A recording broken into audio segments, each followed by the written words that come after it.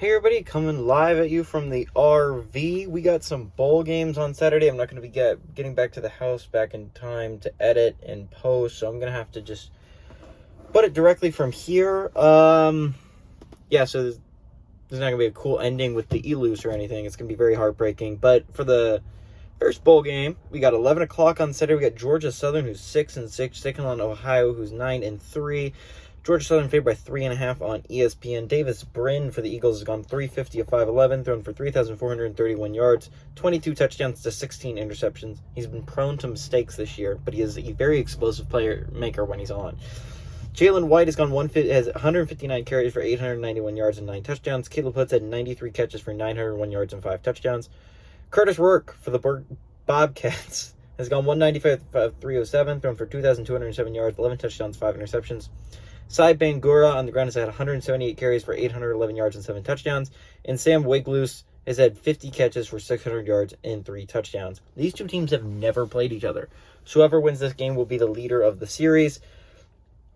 Another big thing in this game is Ohio's going for their second 10-win season in a row. They've never done that in school history before. So it's kind of cool. If they can do that, back-to-back 10-win seasons for the Ohio Bobcats would be massive. Georgia Southern's an interesting football team because this is a really interesting football game, in my opinion. It's going to be one of my favorites of the entire day because you have such a dynamic offense in Georgia Southern. Because when it's clicking, it's clicking. It's one of the best offenses in the group of 5. They can put up points with Davis Brin at quarterback, who's one of the more underrated quarterbacks in the group of 5. But then you also look at Ohio. The way they've been winning games is a lot different. It's a lot on their defense. Through their first 10 games or so, they were averaging only giving up 15 points per game on offense, right? So you're talking about one of the best defenses in the entire group of 5 going against one of the best offenses when they're clicking in the group of 5. I think that's going to make for a really exciting bowl game. There's a lot on the stake for both these teams. Georgia Southern had a really good season going. They were 6-2 at one point, and they finished the season 6-6. They went on a 4-game losing streak. This could be a huge thing to turn their season a little bit around, right? They started off so well to end the season with a losing record would kind of suck for 5 straight losses. Ohio, on the other hand, would love to hand them that 5th straight loss, right? Their 7th loss overall. Ohio could move to 10-3. This could be a huge season for Ohio.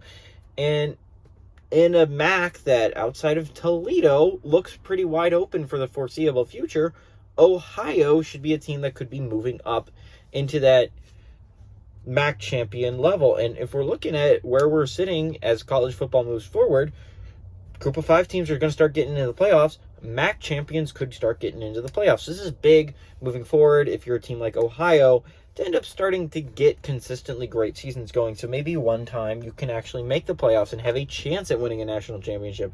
It would be crazy.